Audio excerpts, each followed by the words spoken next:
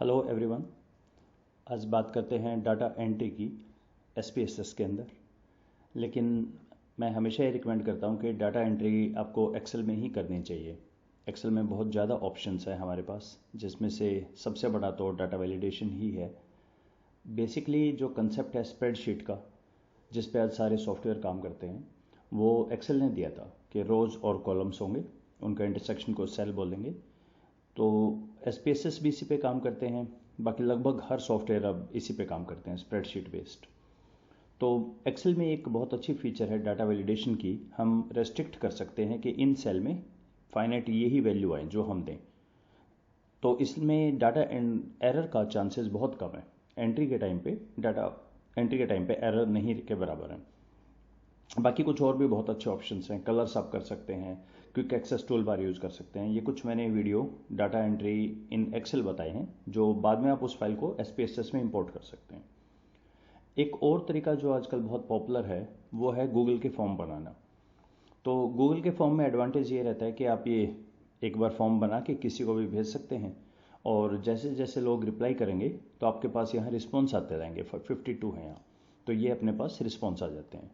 तो मैंने ये शीट ली डॉक्टर मिहिर जोशी से, गुरुकुल कांगड़ी विश्वविद्यालय में है ये assistant professor. So he was kind enough कि उन्होंने शेयर की कि मैं ये वीडियो बना सकूं। तो जब हम इस तरह की शीट का इंपोर्ट करके इसको एक्सपोर्ट करने की कोशिश करते हैं, इंपोर्ट करते हैं एसपीएसएस में, यहाँ कई सारी छोटी छोटी दिक्कतें आती हैं। कुछ पॉइंट्स हैं जो आपको पता होना चाहिए, मुश्किल नहीं है तो, लेकिन आपको पता होना चाहिए वो कुछ पॉइंट्स। तो वो एक बार हम देख लेते हैं कि कैसे करें।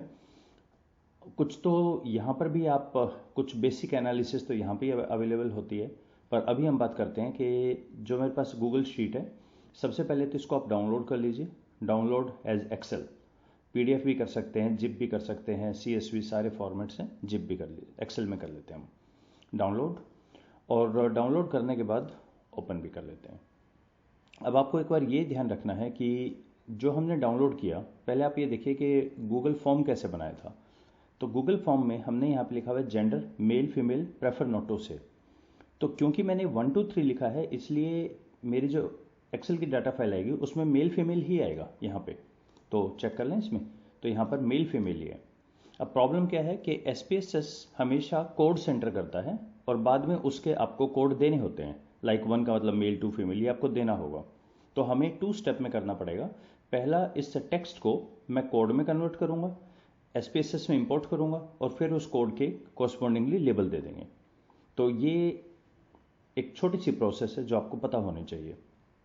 अब इन्होंने एक अच्छी चीज़ की डॉक्टर मिहिर ने, कि इनका जो क्वेश्चनर है यहाँ मेल फीमेल है, ये ठीक है, इसको भी हमें कोड करना पड़ेगा, एज को कोड करना पड़ेगा।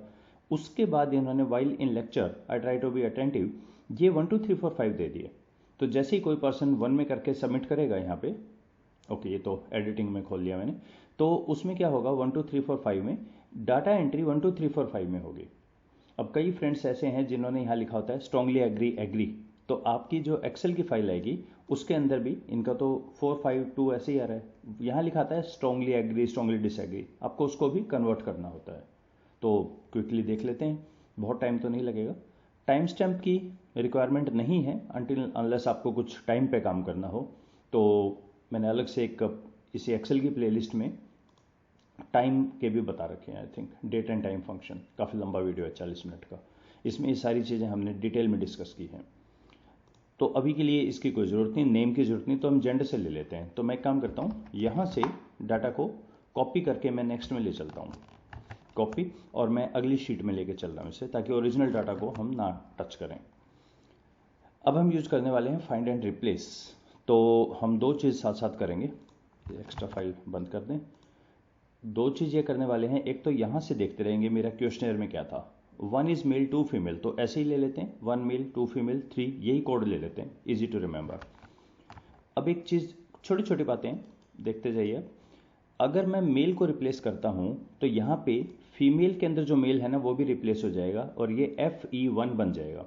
तो इसीलिए अगर कोई आपको ऐसा लगे कि जैसे ये बार बार आ रहा है, तो पहले लंबे वाले को करें। जैसे एक है आपके पास ग्रेजुएट, एक है पोस्ट ग्रेजुएट। अगर मैं ग्रेजुएट स्टूडेंट को रिप्लेस करता हूँ लेट से कोड 1 से, तो ये पोस्ट 1 लिखा जाएगा यहाँ पे। तो हमेशा जो बड़े वाला नाम है वो पहले आपको फाइंड एंड रिप्लेस में करना है। इसका तरीका, पहले सेलेक्ट करें आप, फिर कंट्रोल एच शॉर्टकट है फाइंड एंड रिप्लेस का। सो फीमेल विद 2, ओके, और उसके बाद अब आप मेल दे दीजिए, मेल विद 1। और 3 किसी ने कहा है क्या, एक बार चेक कर लें इसमें, नहीं 3 कोई नहीं है इसमें। सो एक्सेल में अब ये एडवांटेज है यहाँ पे, जैसे अगर मुझे देखना है बहुत, ये तो खैर 50-52 का ही डाटा है, बहुत बड़ा डाटा हो, कंडीशनल फॉर्मेटिंग, हाईलाइट और ग्रेटर देन 2 को ये कलर कर देगा।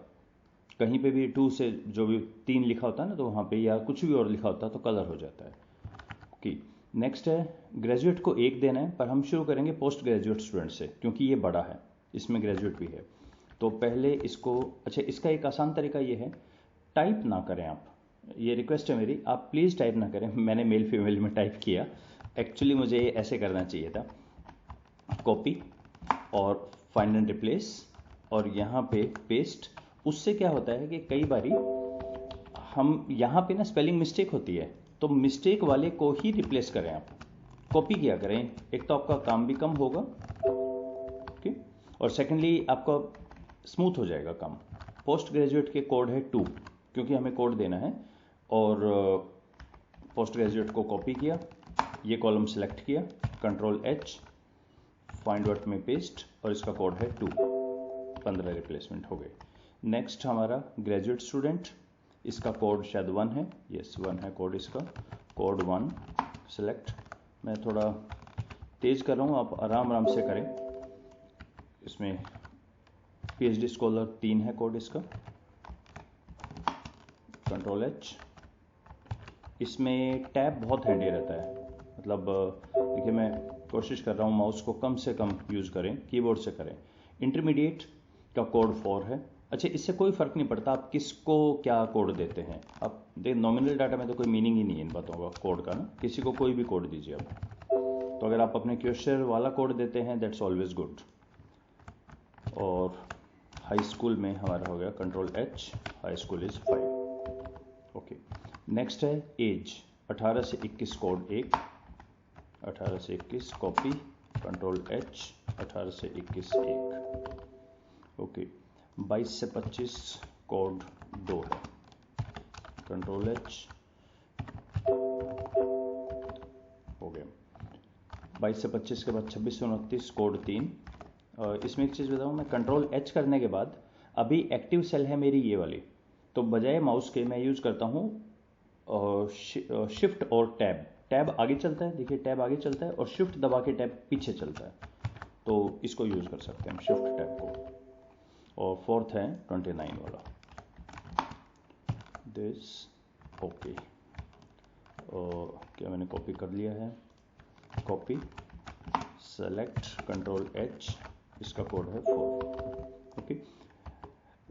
ये डॉक्टर मिहिर ने बढ़िया किया कि इसके सीधे 1 2 3 4 5 लिख दिए। अगर स्ट्रांगली एग्री होता तब हम क्या करते, ये सारा एक साथ सेलेक्ट करके हम जितने भी स्ट्रांगली एग्री स्ट्रांगली डिसएग्री पे हैं, कंट्रोल एच, स्ट्रांगली एग्री को पहले रिप्लेस करते, फिर एग्री को, फिर स्ट्रांगली डिसएग्री को, और फिर न्यूट्रल को। तो ये हमारी कोड हो गई है सारी। अब इस चीज़ को मैं इसका नाम भी दे लेता हूँ डाटा, और एक बार ये चेक करें क्या ऊपर सबके नाम हैं। अब देखिए SPSS बोलता है कि नंबर से शुरू नहीं होना चाहिए आपका कोई भी ना, जैसे 1 से शुरू है, पर कोई बात नहीं, SPSS के पास उसका अपना मैकेनिज्म है। इसमें एक मुझे यहाँ लग रहा है लेवल, ये देख लेते हैं लास्ट में क्या है। तो लास्ट में इन्होंने 3 फेस दिए हैं। इन्होंने कहा कि क्वेश्चन ये है लेवल ऑफ इमोशन यू सी, इसमें ये हैप्पी है। फिर इसके बाद नेक्स्ट क्वेश्चन है, ये वरीड वाला है, और तीसरा है डिस्गस्ट वाला है, ठीक है। So level of emotion you see extremely present और समथिंग, ठीक है। तो इसको हम क्या करें, लेवल ऑफ यू सी, इसके आगे मैं लिख लेता हूँ हाइफन करके हैप्पी पहला, दूसरा यही चीज़ कॉपी कर लेते हैं लेवल, क्योंकि इसमें लिख नहीं रखा तो ब्लैंक नहीं होना चाहिए। और सेकंड वाला दिया है वरीड, सेकंड के अंदर है वरीड, यहाँ भी कर सकते हैं टाइप। और थर्ड के अंदर हमारा है कुछ गड़बड़, वरीड, अच्छा तीसरे में है डिस्कस्ड, चौथे में सरप्राइज्ड। ओके, सो नंबर 1 तो यहाँ 3 लिख दें, 3, और लास्ट में हम इसको लिख लेते हैं डिस्कस्ड, और यहाँ पे नंबर दे लें इसका 4 है, और लास्ट में है सरप्राइज। ठीक है, ये सारा हो गया है और इसको सेव कर लेते हैं। नाम है इसका माइंडफुलनेस एंड समथिंग। अब मैंने खोला SPSS, ओपन करके डाउनलोड्स के अंदर है, पर ये तो ढूंढ रहा है SPSS फाइल, तो इसको बोला SPSS नहीं, एक्सेल की फाइल है, और नाम है माइंडफुलनेस। लेकिन इसमें तो एक से ज़्यादा शीट है, तो इसको पूछना चाहिए कि कौन सी शीट का डाटा आपको लेना है। फॉर्म 1 नहीं, मैंने नाम रख दिया था, उसका डाटा लेना है मुझे। अब देख रहे हैं ये फॉर्म 1 में, क्योंकि ऊपर ये ज़्यादातर नाम कर दिए इसने सारे, तो हमने तो चेंज कर लिया data 1। Read variable name from the first row, बिल्कुल ठीक है। Percentage of value that represent data type, कोई ज़रूरत नहीं है इसकी। इग्नोर हिडन, कोई है नहीं हिडन, तो ओके। सो अब वो जो था कि पहले रो के पहला जो है सबसे पहले नाम से नहीं, नंबर से नहीं शुरू होना चाहिए, तो इसने अपना @ का सिंबल लगा लिया यहाँ पे। Okay, so that's good. हालांकि ये जितना छोटा हो उतना बढ़िया है, प्रेफर करें इसको S1 S2 S3 ऐसे लिख दें, तो ये आपका अब डाटा आ गया। काम पूरा नहीं हुआ अभी तक, क्या बच गया हमारा, यहाँ पर भी वही कोड अपने को दोबारा देना है। सो इसके अंदर 1 का मतलब था मेल, और 2 का मतलब है फीमेल, और 3 का मतलब है प्रेफर नॉट टू से। हालांकि किसी ने कहा नहीं, पर नोट कर लेते हैं। इसी तरह से एकेडमिक बेस में, तो अब आपको एडवांटेज ये रहेगा कि आप यहाँ से देखते जाइए, याद रखने की ज़रूरत नहीं है। 1 में ग्रेजुएट है, कॉपी पेस्ट भी चलेगा यहाँ पे। तो 1 का मतलब है ग्रेजुएट, 2 का मतलब है पोस्ट ग्रेजुएट स्टूडेंट, 3 का मतलब है that is PhD scholar, copy paste भी कर सकते हैं, टाइप भी कर सकते हैं। 4 का मतलब है इंटरमीडिएट, और इंटरमीडिएट में चेंज करना है तो चेंज करें, n छोटा, और चेंज कर दीजिए यहाँ से। और 5 के अंदर है हाई स्कूल, सो 5 में है हाई स्कूल। ओके, डिलीट और ऐड। ओके, एज फर्स्ट है 18 से 21, ये मुझे याद है इनका, 18 से 21। नॉट ए नहीं लिखना है हमें इसमें। ए का एक्चुअली होता है ऑल्ट ए, देखिए जैसे 2 किया ना, 2 का मतलब है 22 से 25, शायद चेक कर लो मैं एक बारी, 22 से 25। ऑल्ट ए से, ए के नीचे देख रहे हैं यहाँ पे एक अंडरलाइन है, ये अंडरलाइन वाले ये ऑल्ट से चलते हैं, ऑल्ट ए, इसीलिए ऑल्ट आपका कीबोर्ड के जस्ट लेफ्ट हैंड साइड पे है, ताकि आप दोनों हाथों से काम कर सकें। 26 से 29 मोस्ट लाइकली, और 4 का मतलब है अबोव 29। डन। उसके बाद ये हैं, 1 का मतलब है रेयरली, और 5 का मतलब है ऑलवेज, और प्रेफर करेंगे बीच के ना ही दें तो अच्छा है। 1 का मतलब है रेयरली, और 5 का मतलब है ऑलवेज, ऑलवेज ही है। ठीक है, तो क्या ये सबके लिए यही है ऑलवेज? कई बार होता है कुछ अलग अलग होता है, जैसे यहाँ पर मैनी टाइम्स है। ओके, 16 के बाद फिर से शुरू हो रहा है, तो पहले 16 में तो इसी को कॉपी पेस्ट कर देते हैं हम यहाँ तक 16 में, और नेक्स्ट में है हमारा वर्ड में नॉट इवन वंस और मैनी टाइम्स। ओके, 1 का मतलब है नॉट इवन वंस, और 5 का मतलब है मैनी टाइम्स। तो ये कितने क्वेश्चन हैं नॉट इवन मैनी टाइम्स के? 24, 27, यहाँ तक है, 28 तक है। तो राइट क्लिक, कॉपी, और नंबर यहाँ दे रखे हैं, तो ये हो गया पेस्ट। और लास्ट के 4 में है हमारा not at all present, extremely present. So 1 का मतलब है नॉट एट ऑल प्रेजेंट, और 1 और 5 एक्सट्रीमली प्रेजेंट, एक्सट्रीमली प्रेजेंट, और होपफुली तीनों चारों में यही है, not at all, extremely present.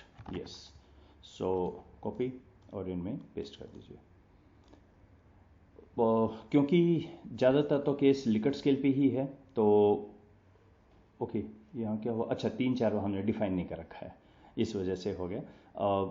View के अंदर यहाँ पे हमारा होता है वैल्यू लेवल, और यही चीज़ यहाँ देखिए, ये भी शॉर्टकट है, तो इससे आप यहाँ पे देख सकते हैं वैल्यू लेवल वगैरह का। ठीक है, अगर आपको लगे ये थोड़ा सा अनोइंग लग रहा है, कुछ दिख रहा है कुछ नहीं दिख रहा, हटा दीजिए, ये आपका ऐसा कोड में दिखेगा।